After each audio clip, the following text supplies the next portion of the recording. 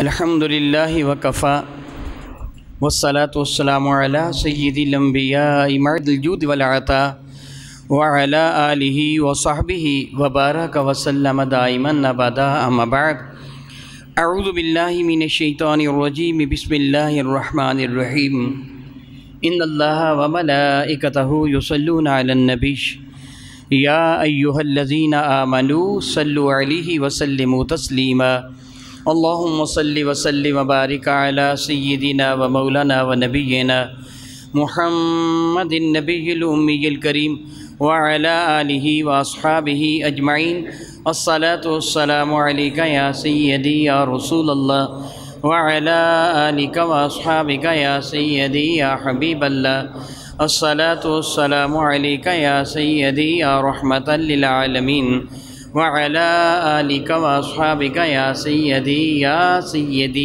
یا سیدی یا شفیع المذنبین۔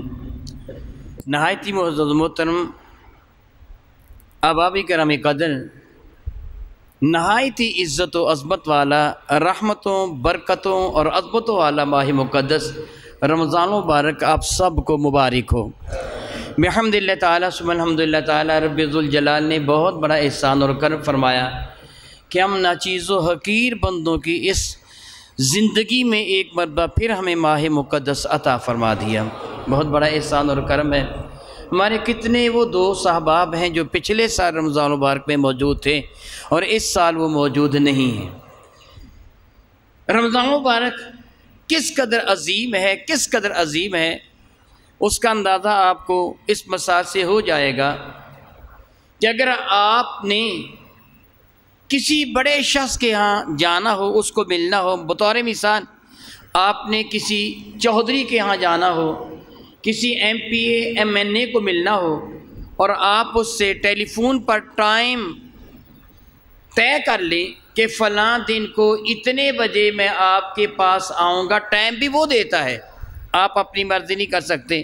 بطور مثال آپ نے اس ایم پی اے سے ایم این اے سے ملنا ہے تو آپ اس سے ٹیلی فون پہ رابطہ کرتے، سر میں نے آپ کی خدمت میں حاضر ہونا، کب آؤں؟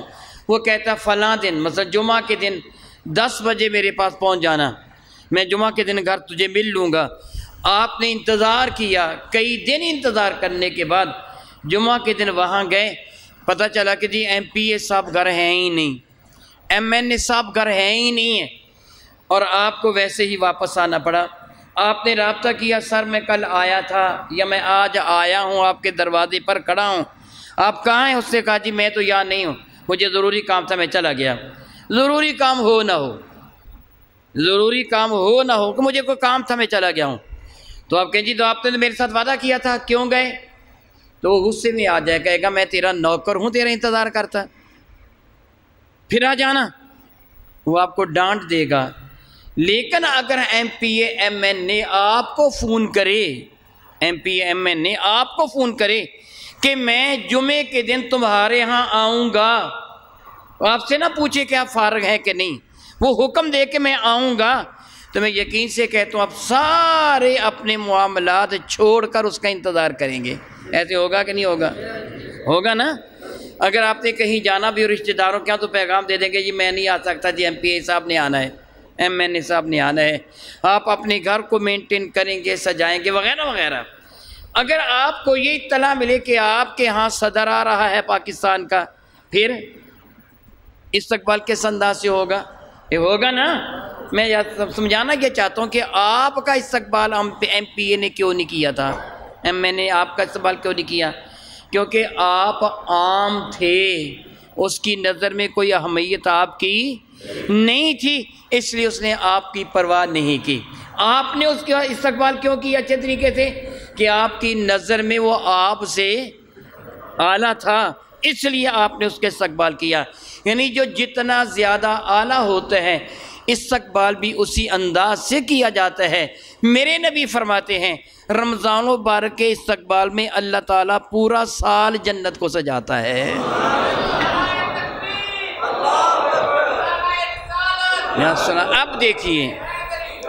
اب دیکھیے کہ رمضان مبارک اپنے دامن میں کتنی عزت لے کے آتا ہے کہ میں اور تو نہیں، میرا اللہ جنت کو سجاتا ہے اور سارا سال سجاتا ہے کہ رمضان آنے والا ہے، رمضان آنے والا ہے، رمضان آنے والا ہے۔ کتنی عزت والا یہ مہینہ ہے، کتنی عظمت والا مہینہ ہے۔ مجھ کو میرے اللہ کی عزت کی قسم، یہ سب شرافتیں ہمیں ہمارے نبی کے صدقہ سے ملی ہیں۔ یہ جو عزتیں ملی ہیں نا، میرے نبی کے صدقہ سے ملی ہیں کہ ہم رسول رحمت کے امتی ہیں۔ میرے نبی ارشاد فرماتے ہیں، صحیح مسلم ہے، صحیح مسلم شریف کی حدیث مبارکہ، میرے نبی ارشاد فرماتے ہیں، اذا دخل رمضان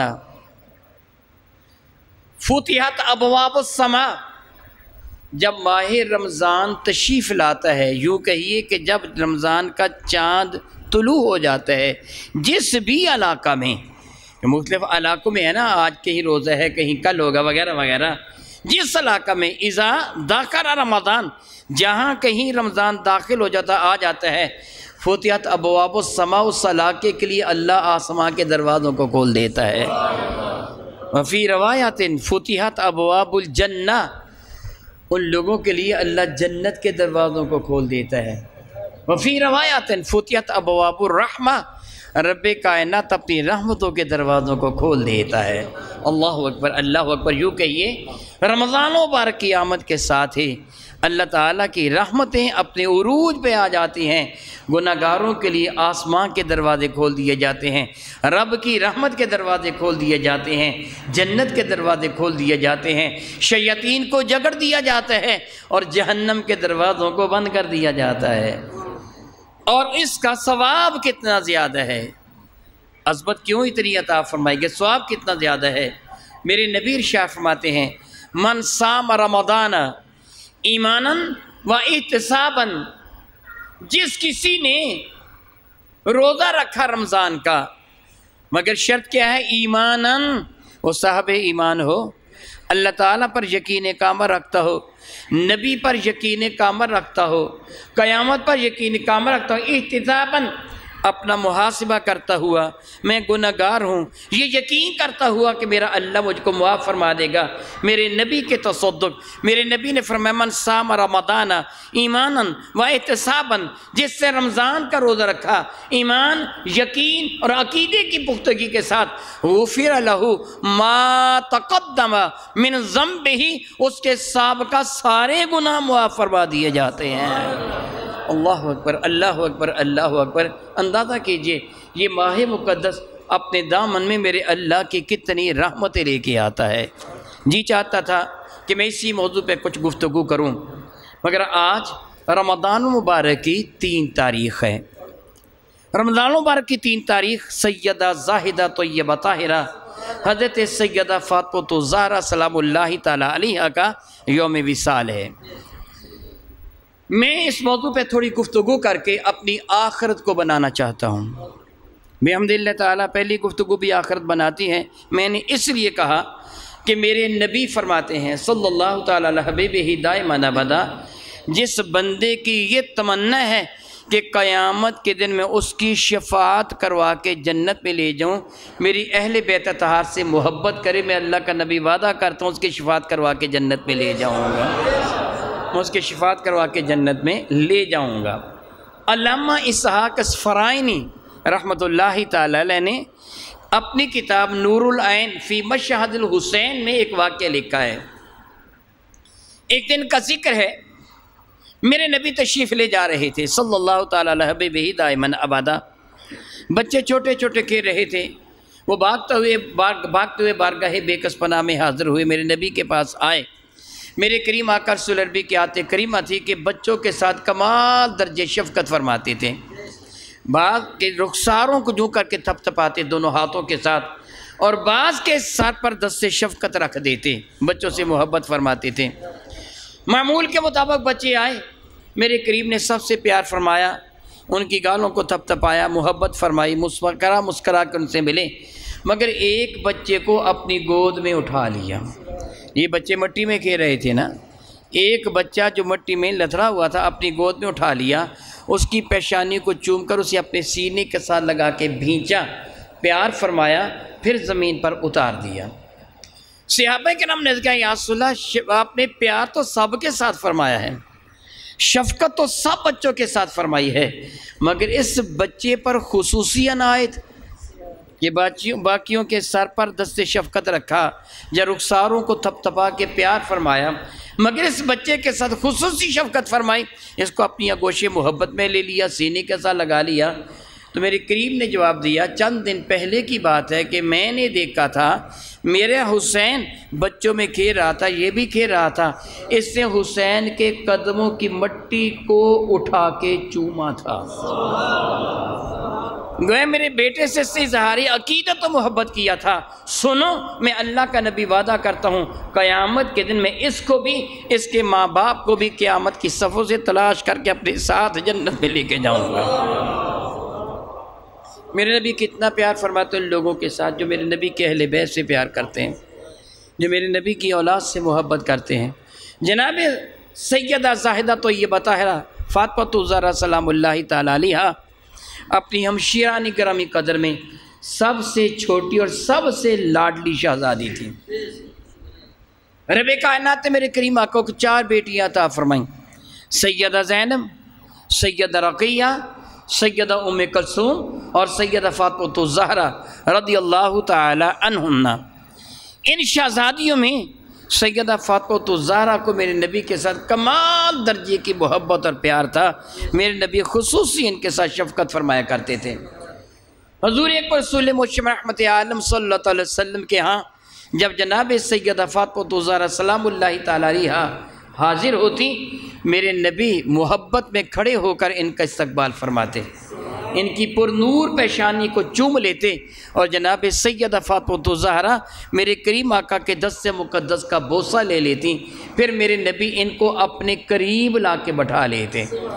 اور یہی منظر تب دیکھنے کو ملتا جب میرے نبی ان کے ہاں جلوہ فرما ہوتے کہ جناب سیدہ اپنے والد ذی وقار امام الانبیاء کے استقبال کے لیے اٹھ کے کھڑی ہو جاتی، آگے بڑھ کر میرے کریم کے دست مقدس کو تھام کر چومتی، میرے کریم آقا ان کی پیشانی منور کا بوسہ لے لیتے۔ میرے نبی صلی اللہ تعالیٰ علیہ وآلہ وسلم کو ان کے ساتھ کمال درجے کی محبت اور پیار تھا۔ اس کا اندازہ اس بات سے بھی ہو سکتا ہے کہ میری اور آپ کے آقا رب کائنات کے محبوب جب سفر پر روانہ ہوتے تو سب سے آخر میرے کریم آقا سیدہ فاطمہ الزہرا کے گھر سے روانہ ہوتے۔ میرے نبی کے 9 گھر تھے، 9 ازواج مطہرات اور 11 تک بھی ایک وقت میں میرے نبی کی زوجیت میں تھیں۔ میرے کریم آقا جب سفر پر روانہ ہوتے تو سب کے گھروں سے ہو کر ملاقات کر کے الوداع کر کے روانہ ہوتے، سب سے آخر جناب فاطمہ الزہرا کے گھر سے روانہ ہوتے۔ عادت مبارکہ تھی کہ روانہ ہونے سے پہلے یعنی جب ازواج مطہرات اور فاطمہ الزہرا کے گھر سے فارغ ہو جاتے میرے قریب مسجد میں تشریف فرما ہوتے، اگر نفل ادا کرنے کا وقت ہوتا 2 رکعت نماز نفل ادا کرتے، پھر سفر پر روانہ ہو جاتے، اور جب سفر سے واپس تشریف لاتے تو پھر بھی آتے کریمہ یہی تھی کہ سیدھے مسجد میں تشریف لاتے۔ اگر نماز کا وقت ہو 2 رکعت نماز نفل شکر نعمت میں عطا فرماتے کہ سفر بخیر و خوبی سر انجام ہوا، اور سب سے پہلے فاطمہ الزہرا کے ہاں تشریف لے جاتے، اس کے بعد پھر دیگر ازواج مطہرات کے ہاں جلوہ فرما ہوتے۔ اور صرف ایسے ہی نہیں بلکہ میرے نبی روزانہ نماز کے لیے تشریف لے جاتے۔ یہاں میں آپ کو اپنی بات سمجھانے سے قبل میں وہاں کا محل وقوع بتاتا ہوں تاکہ فاطمہ الزہرا کی اہمیت کا آپ کو پتہ چلے۔ میں دعا کرتا ہوں رب کائنات میرے نبی کے صدقہ سے آپ سب کو حرمین شریفین کی زیارت کا شرف عطا فرمائے۔ سیدہ عائشہ صدیقہ والا وہ حجرہ میرے نبی کا حجرہ ہے، میرے نبی نے حضرت عائشہ صدیقہ کو بنا کے دیا تھا۔ آج میرے نبی اسی حجرہ مقدسہ میں آرام فرما ہے۔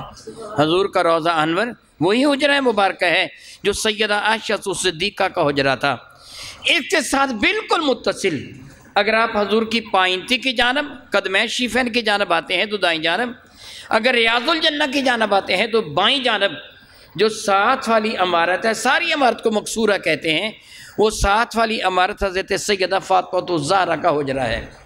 دراصل جب حضرت سیدنا علی المرتضیٰ کرم اللہ تعالی وجہ الکریم کے ساتھ جناب سیدہ زاہدہ طیبہ طاہرہ فاطمہ الزہرا سلام اللہ تعالی علیہا کا نکاح ہوا تو میرے نبی نے فرمایا تھا فاطمہ، ایک دن کا ذکر ہے کہ حضرت فاطمہ حضرت سیدہ زینب کے ہاں تشریف فرماتی، میرے نبی تشریف لائے تو دوران گفتگو فرمانے کہ فاطمہ میرا جی چاہتا ہے کہ تیرا گھر میرے گھر کے قریب ہو، میرا جی یہ چاہتا ہے کہ تیرا گھر میرے گھر کے قریب ہو، حالانکہ وہ گھر بھی تو مدینہ طیبہ میں ہی تھا نا، مگر تھوڑے فاصلے پر تھا۔ فرمانے کہ میں اپنے گھر کے قریب تیرا گھر چاہتا ہوں۔ تو جناب سیدہ زاہدہ طیبہ طاہرہ فاطمہ الزہرا سلام اللہ تعالیٰ علیہ نے عرض کیا کہ ابا جان، حارثہ بن نعمان یہ مدینہ طیبہ کے پرانے باشندے ہیں، انصار میں سے ہیں، یعنی حضور اور صحابہ کرام کے مددگار، یہ مدینہ طیبہ کے پرانے باشندے انصار میں سے تھے۔ سیدہ فاطمہ نے عرض کیا ابا جان، حارثہ بن نعمان کو کہہ دیجئے ان کے مکانات مسجد نبی شیفہ کے گرد گرد بکثرت ہیں، ان میں سے کوئی مکان وہ مجھے دے دیں۔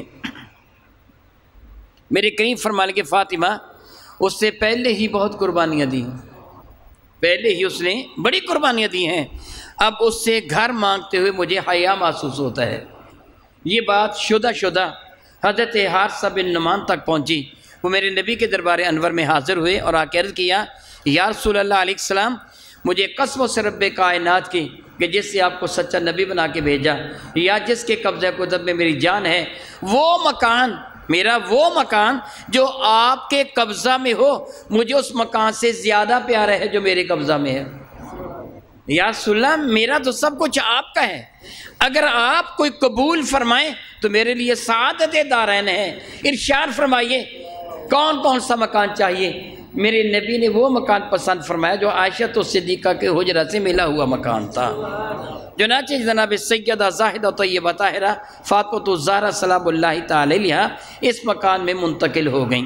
میرے نبی نے صلی اللہ تعالیٰ حبیبہ وہ درمیان والی دیوار جو اب حضرت عائشہ صدیقہ اور فاطمہ الزہرا کے مکان کے درمیان والی دیوار تھی جو دونوں کو جدا جدا کرتی تھی، میرے نبی نے اس میں ایک چھوٹی سی کھڑکی بنا لی تاکہ عائشہ تو صدیقہ کے گھر بھی آئیں تو اپنی بیٹی سے گفتگو ہو سکے۔ اب آپ کو محل وقوع کا تو اندازہ ہو گیا کہ حضور کے روضہ انور کے ساتھ متصل حضرت فاطمہ الزہرا کا گھر ہے، اور ان دونوں گھروں کے دروازے مسجد نبی شیفہ میں کھلتے تھے۔ حضور کا دروازہ کہاں تھا؟ میں پھر دعا کرتا ہوں اللہ تعالیٰ آپ کو حرمین شیفین کی زیارت کا شرف عطا فرمائے۔ اگر آپ ریاض الجنہ کی جانب جاتے ہیں، وہ تو سب کو پتہ ہے ریاض الجنہ کہاں ہے، ریاض الجنہ کی جانب جاتے ہیں تو آپ کو روضہ انور کی طرف آپ منہ کریں، ریاض الجنہ میں جا کر روضہ انور کی جانب منہ کریں گے تو پہلے کونے کے قریب آپ کو ایک آدھا ستون نظر آئے گا، آدھا باہر ہے آدھا جالیوں کے اندر ہے، اس پہ لکھا ہے اسطوانۃ السریر۔ سریر کہتے ہیں چارپائی کو، یعنی یہ وہ اسطوانہ ہے، وہ ستون ہے کہ جس کے قریب میرے نبی کی چارپائی ہوا کرتی تھی۔ حضور مسجد نبی شیفہ میں اعتکاف فرماتے تو چارپائی پر، تو حضور کی چارپائی مسجد نبی شیفہ میں ایک جگہ بچائی جاتی تھی۔ جناب سیدہ زاہدہ طیبہ طاہرہ عائشہ صدیقہ رضی اللہ تعالیٰ عنہ ام المومنین یہ فرماتی ہیں کہ بارہا ایسے ہوتا رسول رحمت حالت اعتکاف میں ہوتے، اپنا سر انور میری طرف بڑھا دیتے اور میں اپنے گھر میں بیٹھ کر حضور کے سر انور کو دھو دیا کرتی تھی۔ میں نے یہ سارا واقعہ اس لیے سنا ہے کہ آپ کو پتہ چلے دروازہ کہاں تھا۔ معلوم ہوا کہ دروازہ اس ستون کے قریب تھا، حضور کے گھر کا دروازہ ستون کے قریب تھا۔ وہ ستون پہلی صف میں ہے، اس زمانہ میں یہ محراب نہیں ہوا کرتے تھے، امام صاحب پہلی صف میں کھڑے ہوتے تھے، اور اسی صف میں میرے نبی کا ممبر شیفہ، اسی صف میں حضور کا ممبر، اور رب کائنات نے میرے کریم آقا کے قدموں کے صدقہ سے اس جگہ کو یہ شرف عطا فرمایا جہاں میرے نبی کا آنا جانا تھا، اللہ نے اس کو ریاض الجنہ قرار دے دیا۔ میرے نبی نے اعلان فرمایا ما بین بیتی و ممبری روضۃ من ریاض الجنہ، میرے گھر سے لے کے میرے ممبر تک کا درمیان والا حصہ جنت کے باغوں میں سے ایک باغ ہے۔ حضور کا دروازہ پہلی صف کی سیدھ میں تھا، حضور کا مصلی اسی صاحب میں، حضور کا ممبر اسی صاحب میں، اور جب عائشہ صدیقہ کے گھر ختم ہوتا ہے اس کے آگے حضرت فاطمہ کا گھر شروع ہوتا ہے، ظاہر ہے کہ یہاں ان کا دروازہ ہوگا۔ اب میرے نبی ہر نماز کے لیے جب مسجد نبوی میں تشریف لاتے، بالخصوص نماز فجر کے لیے، بالعموم سب نمازوں کے لیے، بالخصوص نماز فجر کے لیے جب تشریف لاتے تو کیا ہونا چاہیے تھا؟ ذرا چشم تصور میں منظر لائیں۔ میرے نبی اپنے گھر سے نکلتے پہلی صف پر دروازہ ہے تو سیدھے کہاں آتے ہیں؟ مصلی پر۔ ممبر پہ تشریف فرمانا ہوتا تو ٹھیک ہے، وگرنہ جہاں آپ نے نماز پڑھانی وہاں تشریف لاتے نا، مگر میرے نبی ایسے فرماتے نہیں تھے۔ اپنے گھر سے نکلتے حضرت فاطمہ کے دروازے پر جاتے، گھر سے نکلتے فاطمہ الزہرا کے دروازے پر جاتے اور وہاں جا کر ایک جملہ کہتے، السلام علیکم یا اہل البیت، اے گھر والوں تم پر اللہ کی رحمتوں کا نزول ہو۔ روزانہ فاطمہ الزہرا کو سلام فرمانے کے بعد پھر اپنے مصلی امامت پہ تشریف فرما ہوتے ہیں۔ کتنی اہمیت تھی رب کائنات کے محبوب مکرم کی نظر میں جناب سیدہ فاطمہ الزہرا سلام اللہ تعالیٰ علیہا کی، اور نام بھی ان کا کیا رکھا؟ فاطمہ۔ کیا بنا؟ اگر آپ عربی ڈکشنری دیکھتے ہیں، لغات دیکھتے ہیں تو فاطمہ سے بھی بچے کو ماں نے دور سے علیحدہ کر دیا۔ فاطمہ کا معنی ہوتا ہے علیحدہ کر لینا، دور کر دینا۔ عورتیں بچوں کو دودھ پلاتی ہیں اور 2 سال کے بعد بچے کا دودھ چھڑوا دیا جاتا ہے، کہتے فاطمہ سے بھی یہ بچے کا دودھ چھڑا دیا، علیحدہ کر دیا بچے کو۔ تو فاطمہ کا معنی کیا بنا پھر؟ علیحدہ کرنے والی، فاعلہ، علیحدہ کرنے والی، علیحدہ کرنے والی۔ یہ تو اتنا اعلیٰ معنی نہیں بنتا۔ پھر فاطمہ کیوں ان کا نام ہے؟ ان کا نام فاطمہ اس لیے ہے کہ جس کے دل میں ان کی محبت ہوگی یہ اس کو جہنم کی آگ سے بچا لیں گے، یہ اس کو جہنم کی آگ سے بچا لیں گے۔ جس طرح حضرت عمر کو ہم فاروق کہتے ہیں، میرے نبی نے فرمایا تھا ان کا نام بھی فاطمہ۔ فاروق کا معنی ہوتا ہے تفریق کر دینے والا، علیحدہ کر دینے والا۔ قرآن کا ایک نام بھی فرقان ہے، جدا جدا کر، فرا کا اس کا مادہ ہے فا، را اور کاف، تفریق کر دینا، علیحدہ کر دینا، جدا کر دینا۔ تو یہ تو فضیلت نہیں ہوتی، تفریق کرنا ملانا فضیلت ہے، علیحدہ کرنا تو فضیلت نہیں ہے۔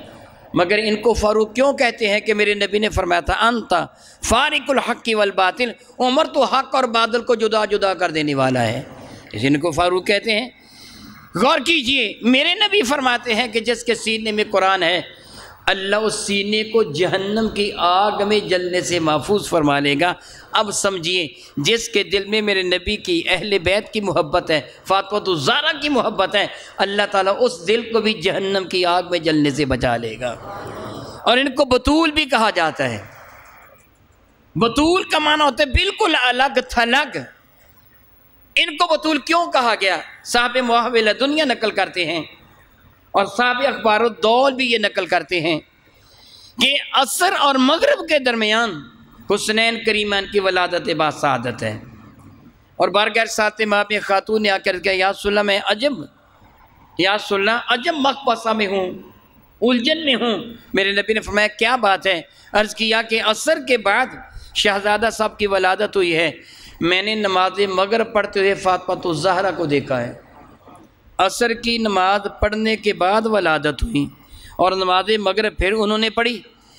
یا رسول اللہ میں پریشان ہوں کہ ایسی حالت میں کیا عورت کو نماز پڑھنے کی اجازت ہے؟ بچہ بچی پیدا ہونے کے بعد جو نفاس کا وہ زمانہ ہے اس میں عورت کو نماز پڑھنے کی اجازت ہے؟ میرے نبی اس کی بات کو سمجھ گئے کہ نماز عصر انہوں نے پڑھی تھی، بعد میں شہزادہ صاحب کی ولادت ہوئی، نماز مغرب پھر پڑھی ہے۔ میرے نبی نے مسکرا کے فرمایا سنیے، اللہ نے میری بیٹی کو اس پلیدی سے ویسے ہی محفوظ کر دیا ہے، اس لیے ان کو بطول کہا جاتا ہے کہ اللہ نے ان کو اس چیز سے ویسے ہی محفوظ۔ اسی طرح حضرت مریم کو بطول کہا جاتا ہے، حضرت مریم بطول ہیں اور حضرت فاطمہ الزہرا بطول ہیں۔ یہ دو وہ شخصیات ہیں جن کو بطول کہا جاتا ہے۔ جناب فاطمہ الزہرا سلام اللہ تعالی علیہا عزت و عظمت کی بڑی بلندی پر فائز ہیں، بہت بلندی پر فائز ہیں۔ حضرت سیدنا حذیفہ رضی اللہ تعالیٰ فرماتے ہیں ایک دن کا ذکر ہے کہ میری ماں نے مجھے فرمایا حذیفہ بارگاہ اقدس میں حاضری دیے کتنے دن ہو گئے ہیں؟ تو میں نے اپنی ماں کو بتایا اتنے دن ہو گئے ہیں یا اتنے دن ہو گئے ہیں، یعنی چند دن گزر گئے تھے، 2 3 4 یا جتنے بھی۔ میں نے اپنی ماں کو بتایا تو میری ماں ناراض ہوئی، مجھے ڈانٹا، اتنے دن تک تم بارگاہ اقدس میں حاضر نہیں ہوئے ہو، اور جاؤ بارگاہ ساتھ ماں میں حاضری دو۔ اور ایک تحفہ بھی، تحفہ کیا ہونا چاہیے؟ حضور کی خدمت میں عرض کرنا، یا رسول اللہ میرے لیے اور میری ماں کے لیے مغفرت کی دعا فرما دیجئے۔ اگر حضور نے دعا فرما دی مغفرت کی، پھر یقین کامل ہے ہماری مغفرت ہو گئی۔ حذیفہ فرماتے ہیں کہ میں بارگاہ رسالت مآب میں حاضر ہوا اپنی ماں کا حکم مانتے ہوئے، تو نماز مغرب کا وقت تھا۔ صحابہ کرام سے مسجد نبی شفا کھچا کھچ بھری ہوئی تھی، مجھے جہاں جگہ ملی میں وہیں بیٹھ گیا۔ میرے کریم آقا اس بات کو پسند نہیں فرماتے تھے کہ بعد میں آنے والا لوگوں کی گردنیں پھلانگتا ہوا آگے آئے، حضور اس کو پسند نہیں فرماتے تھے۔ بلکہ ایک آدمی کو حضور نے دیکھا تھا کہ جمعہ کے دن وہ لوگوں کی گردنیں پھلانگ رہا ہے، تو حضور نے ڈانٹ کے فرمایا تھا جہنم کی جانب پل نہ بنا، جہاں جگہ ملتی ہے وہیں بیٹھ جا۔ میں اللہ سے معافی مانگتا ہوں، ہم سے یہ قصور ہوتا ہے، جو ہی ہم نماز ادا کرتے ہیں سلام پھیرتے ہیں نا، ہمیں بہت سارے آدمی اٹھ کر پیچھے کو بھاگتے ہیں لوگوں کی گردنیں پھلانگتے ہوئے، اور بعض اوقات بعد میں آنے والا گردنیں پھلانگ کے آگے آتا ہے۔ یہ کام گناہ کا ہے، اپنی نیکیوں کو برباد نہ کیجیے، تھوڑا صبر کر لیا کیجیے۔ بہرحال میں کہہ رہا تھا حذیفہ حاضر ہوئے تو دیکھا کہ مسجد نبی شریفہ میں صحابہ حاضر ہیں، اور آگے نہیں بڑھے، جہاں جگہ ملی وہیں بیٹھ گئے۔ ماں کا یہ پیغام تھا کہ بارگاہ رسالت مآب میں یہ عرض کرنا کہ یا رسول اللہ میری اور میری ماں کی مغفرت کی دعا کر دیجئے۔ وہ کہنا چاہتے تھے اپنے نبی کو، مگر عرض نہ کر سکے، لوگوں کا زحام تھا، پیچھے بیٹھ گئے۔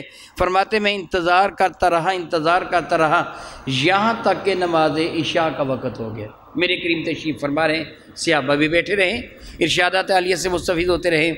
اذان ہوئی، نماز عشاء بھی ہو گئی۔ اب میرے نبی اپنے کاشان مقدس میں جانے کے لیے اٹھ کھڑے ہوئے۔ صحابہ نے مزاج مصطفیٰ کو سمجھ لیا، اب سرکار تشریف لے جانا چاہتے ہیں، وہ بھی اپنے گھروں کو جانے لگے۔ جب لوگ چلے گئے تو میرے نبی اپنے کاشان مقدس کی جانب بڑھے۔ اب عائشہ صدیقہ کا گھر نہیں، وہ تو دروازہ مسجد میں کھلتا، کسی اور ام المومنین کے ہاں جانا تھا۔ مسجد سے باہر نکلے، ابھی گلی میں داخل ہوئے ہیں، اندھیرا بہت زیادہ تھا، گھوپا اندھیر تھا، جس طرح کہتے ہاتھ کو ہاتھ سجائی نہیں دے رہا تھا۔ اچانک میں نے دیکھا سفید کپڑوں والا کوئی بندہ آیا اور حضور سے باتیں کرنے لگا۔ اس کی گفتگو اتنی لمبی ہو گئی کہ مجھے اس پر غصہ آنے لگا۔ یہ کون ہے جس نے میرے نبی کو قدموں پہ کھڑے رکھا؟ حضور تھک گئے ہوں گے، پہلے جو سرکار اتنی دیر مسجد میں بیٹھے رہے، یہ وہاں آ جاتا، باتیں کرنی تھی، کچھ پوچھنا تھا وہاں پوچھ لیتا، وہاں تو آیا نہیں۔ اب حضور اتنی دیر بیٹھنے کے بعد اپنے کاشان مقدس کے جا رہے ہیں، عشاء کی نماز ہو چکی ہے، یہ بندہ آ گیا، اس کی باتیں ختم نہیں ہوتی۔ فرماتے مجھے غصہ ہے، میں نے خیال کیا اس کو جا کے میں روک دوں، منع کر دوں، جا چلا جا، حضور کو آرام کرنے دے، لیکن میں ڈر گیا کہ کہیں آقا ناراض نہ ہو جائیں، کہیں آقا ناراض نہ ہو جائے۔ میں کھڑا انتظار کرتا رہا، پھر شاید میں اس کی جانب سے غافل ہو گیا تھا یا میرا دھیان ادھر ادھر ہو گیا تھا، یک میں نے دیکھا تو بندہ جا چکا تھا، کدھر گیا مجھے پتہ ہی نہیں۔ اب رسول رحمت اپنے کاشان مقدس کی جانب بڑھے، میں تیزی کے ساتھ حضور کی طرف بڑھا تاکہ ان کے گھر میں داخل ہونے سے پہلے میں اپنی گزارش پیش کر دوں۔ اگر سرکار گھر میں چلے جائیں پھر دروازہ کھٹکھٹانے کی تو ہمت کسی میں بھی نہیں تھی کہ میں دروازہ کھٹکھٹا کے حضور کو بلا لوں۔ کہتے میں تیز قدموں سے چلا، ابھی میں تھوڑا سا چلا تھا کہ حضور رک گئے، اپنے گھر میں داخل نہیں ہوئے، رک گئے، پیچھے پلٹ کر میری جانب دیکھا، اندھیرا تھا، میں نظر تو نہیں آ رہا تھا بظاہر عام لوگوں کو۔ میں نے حضور کے پیچھے جو چلنا شروع کیا تھا، یک حضور رکے، پلٹ کر میری جانب متوجہ کے فرمانے لگے، انت حذیفہ غفر اللہ لک ولی امک ما لک، اے تو حذیفہ ہے، اللہ تیری بھی مغفرت فرما دے، تیری ماں کی بھی مغفرت فرما دے۔ وہ کیا بات ہے، تو میرے پیچھے آ رہا ہے؟ تو حذیفہ کہتا یا رسول اللہ جس مقصد کے لیے آیا تھا مقصد تو پورا ہو گیا، یہی عرض کرنا تھا نا یا رسول اللہ میری ماں کا پیغام ہے کہ میرے لیے اور اس کے لیے مغفرت کی دعا مانگ دیں۔ وہ آپ نے فرما دیا، مگر ایک گزارش ہے، فرمانے کے بتا کیا پوچھنا چاہتے ہیں؟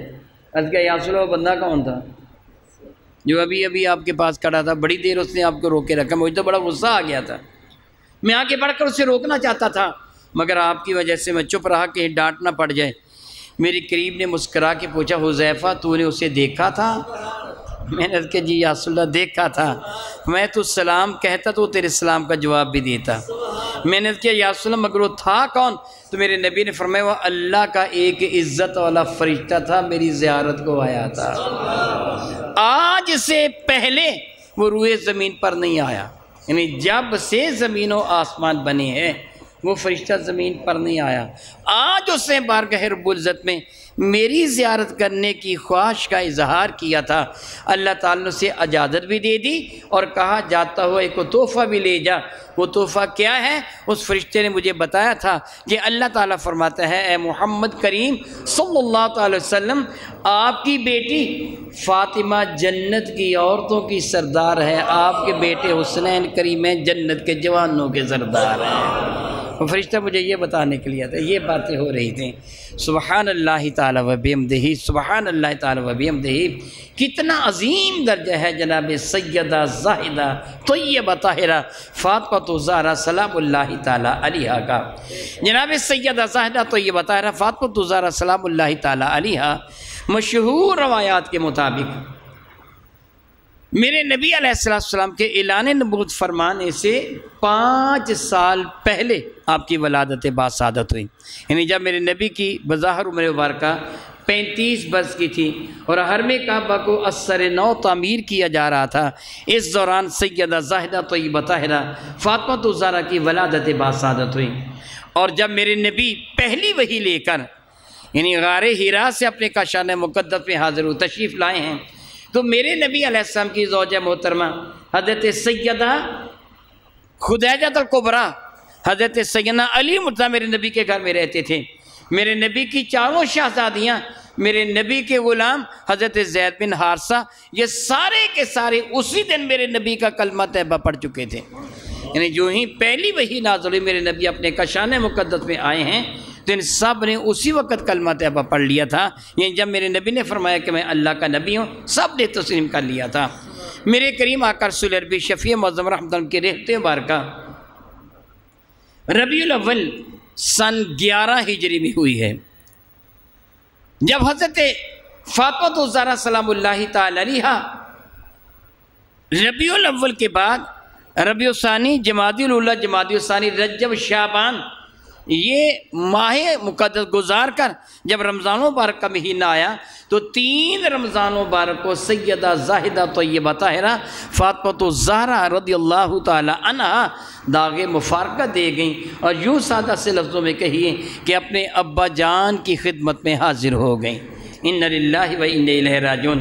میں دعا کرتا ہوں اے رب کائنات تو جب تک ہمیں زندہ رکھے میرے نبی کی اور میرے نبی کے متعلقین کی محبت میں زندہ رکھنا، ہمیں موت آئے تو ان کے پیار میں قیامت کے دن اٹھیں تو ان پاک باز لوگوں کے ساتھ مولا تعالیٰ جل وعلا تو ہمیں جنت عطا فرما دینا، آمین ثم آمین، وآخر دعوانا ان الحمد للہ رب العالمین۔